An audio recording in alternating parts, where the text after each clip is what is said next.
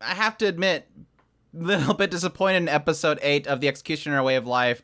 I was hoping for more out of Manon. I honestly was. I did not want her to turn into just being about getting revenge for her mother through somebody that has nothing to do with her mother. Well, sort of. She does have something to do with her, but the whole thing that because your master killed my mom, I'm going to kill you. It doesn't make any sense to me, but at the same time, sure, I'm hoping there's going to be, I'm keeping a hope there's something else there. The writer doesn't really let me down, so I'm hoping that there's something else there with Manon that's gonna really shock me. But anyways, this is my thoughts on episode 8 of The Executioner Way of Life, so let's jump into it. Open up the episode, we get a brief little shot of Minot kind of reflecting on the first time that she was actually at this town, which kind of indicates that it was the time that Flair killed Manon's mother, because that was the point that she realized that Flair was an executioner and they were at that town, so it kind of insinuates that. But this gets into talking about etheric tools, which Minot is explaining that they are essentially these tools that are ancient relics from past generations, which my assumption there is that she's implying that these were tools that were created during like the boom that they were getting from the Otherworlders,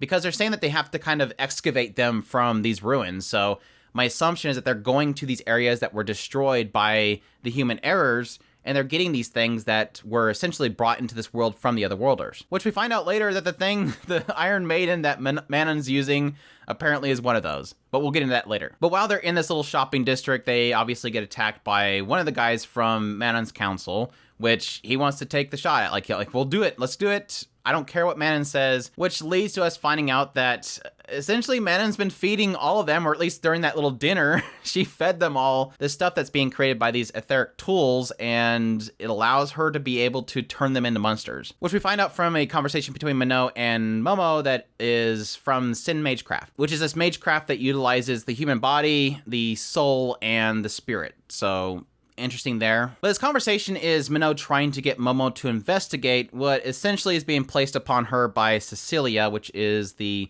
leader or pope of this particular church in this town. Which I thought was a funny conversation because it's another one of those moments where somebody's prodding at Minot for not finding ways to kill Akari.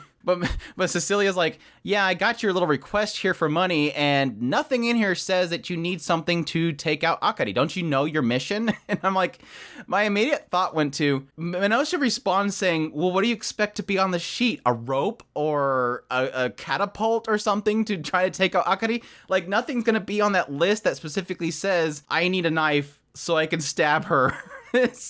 Nothing like that's gonna work. She's got to figure out a way to kill her. It's not going to come from just an object, which I mean, again, I kind of understand the idea. And at the same time, let's be honest, Cecilia's probably just trying to use Minot to clean up her mess, obviously, because the fourth are in her town. Following an assassination attempt by Akari to smother Minot in her sleep, which, by the way, we used that animation twice this episode. There was a few cases where we actually seen repeated animation, like, over and over again. Like, the conversation between Momo and Ashuna, they use, like, the same 3 clips over and over again. Not just her chomping, but just, like, Ashuna leaning over while she's chomping and all that kind of stuff. Is like, okay, that's fine. We're cutting corners. This show overall so far has been looking really great, so I don't mind some cut corners. But yeah, they've come to the conclusion that obviously that Manon's somehow tied in with this distribution of this drug, which is called Monstrine, which is the stuff that's utilizing this Sin Magecraft. And as we get like a nice little exposition dump in Manon's council, which I got a huge kick out of, like it cuts to this scene where Manon's sitting at the edge of the table, and obviously one of the council member has just been turned into a monster, and they're furious. And they explain like the whole plot in front of Manon, like they're trying to tell her plot back to her. You told us to distribute the drugs because it's super addictive, and you said that you'd brought this machine in just to create the drug, but why did he get changed into a monster? He didn't need any of it. And she's like, oh yeah, by the way, I fed you all it, which was like, okay, that was all to lead up to her revealing to them that she basically has control over all of them. And I'm assuming at this ball that they're setting up for the next episode, I'm sure everybody in there's drinking up the stuff, so She could turn all of them into monsters to attack Minnow, which is probably not going to work, let's be honest. But it's kind of already established that Manan doesn't really have a power. I mean, I haven't seen yet that she has any sort of power. I mean, she is using Sin Magecraft, but that is all through the creation of from this etheric machine. So it hasn't really established that she knows like script or magic or has any sort of ability. Again, I do believe that this girl that she is putting inside of this contraption is probably an otherworlder, but I'm assuming that her only power is going to be that she doesn't die. That way she can keep pulling blood from her. At the same time, she's extremely broken. Like, this girl, if she gets anything out of this girl, it's gonna be a shock. Like, I'm assuming, yes, the girl's gonna show up after Minnow dispatches all the monsters in this town, and she's gonna pull out this other worlder, and suddenly she's gonna be like some, you know, mindless attacker. But so far, she just looks like she's completely broken. But yeah, that's where Manan pretty much revealed that she's doing all of this just to kill Minnow, because Minnow's master killed her mom. Which, again, I don't understand it, honestly. Like, if I heard that one of my friends was taken out by, I don't know, a black belt instructor, I wouldn't want to go kill one of the people they've been training. It doesn't make any sense to me, but whatever. It gives an excuse for Minnow to have to fight her. The sins of our master laying upon us kind of thing. This is where we get Momo running into Ashuna again. I swear, to this point, I still ship these two. Honestly, I'm starting to get so frustrated with how most all of Minnow's scenes are just her having Akari glomping on her every 2 seconds, and that's really all we're getting out of Minnow, that I'm having more fun watching Momo, who's actually doing the work in the background.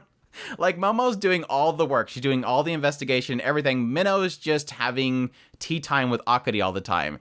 So Momo getting teamed up with Ashuna is always fantastic. The little princess, but yeah, Momo's beating up her disciples, and then they start talking, which, again, we get another huge information dump. This one makes a little more sense because Ashuna is a princess. I can kind of see her being shut up in a castle and not knowing about certain things in the world, but through Momo explaining the whole Sin Magecraft stuff to Ashuna, we get an idea of the Pandemonium in general. And this kind of sucks because I thought that the Pandemonium was supposed to be the human error. Like, the fog that you cannot escape, I thought that was the human error. But the way that Momo explains it is that the fog, the Pandemonium, is a seal to hold in the human error, which is this creation of these monsters. That there was this one girl that was another worlder. She had a pure concept that created monsters from her fantasies. So anything that she could think of was creating monsters. And the way this sealed away was to put it away in this fog. That's why when Akari went through it, she got attacked by one of these monsters. But the essence, the concept itself is still technically leaking out because it creates monsters in the world, and the Sin Magecraft is utilizing the power from that. And this conversation is obviously coming up because she threw Ashuna down inside this pit with all these gargoyles, and that was to explain the idea that these used to not to be around 1,000 years ago, before this whole thing happened, which is now creating the monsters. Monsters are creatures that are manipulated by this original sin, or this magic. But yeah, wrapping up the episode, they're going to the ball, so we'll see again how that turns out. Like I said, my assumption is that everybody's going to drink in this stuff. Manon's going to turn them all into monsters. The monsters are going to attack Minnow. She's probably going to dispatch them, and then probably this other worlder that I'm assuming is one other worlder is going to be used against Minnow as well. Again, I'm just hoping that something else comes out of Manon. This is like the biggest oof that I have right now, is I really do hope something else comes of her. I honestly got a huge kick out of it. I almost forgot. I got a huge kick out of the fact that when Minnow was fighting the guys in the streets, Manon comes in and is observing it. And I'm thinking to myself, Manon is technically like this small town's princess. Like, she is the leader of the four. She is the leader of this big, huge castle off the side. She's obviously some sort of special person. If anything, she is the richest person in that area. Nobody is acknowledging that she's there.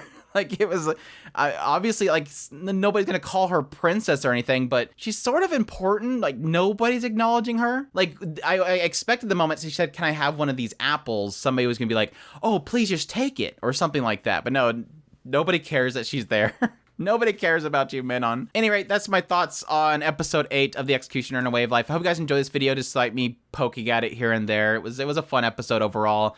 I'm kind of excited about what's to come. Like I said, I'm expecting the writer to trick me, like to just go, no, look, I know what I'm doing. I have something cool here, but we'll see. But at any rate, I hope you guys enjoyed this video. As always, hit that like button if you did. Leave a comment, let me know what's thought of the episode, and maybe if I'm confused about the whole Pandemonium thing, maybe you can explain it to me, that would help. If there's a specific person that created the Pandemonium, I don't want to know. I just want to know if I'm getting the right idea here, that somebody created this to seal it in. If you have not already, make sure to hit that subscribe button. Definitely appreciate you guys' support. We just recently hit 6,000, and I'm super jazzed about that. Thank you guys so much for your support. Thanks for sharing us out there. That's the best way that you can support us. Additionally, if you want to support us more, we have a Patreon link and tips link in the description below. We definitely appreciate everybody that supports us, and y'all take care.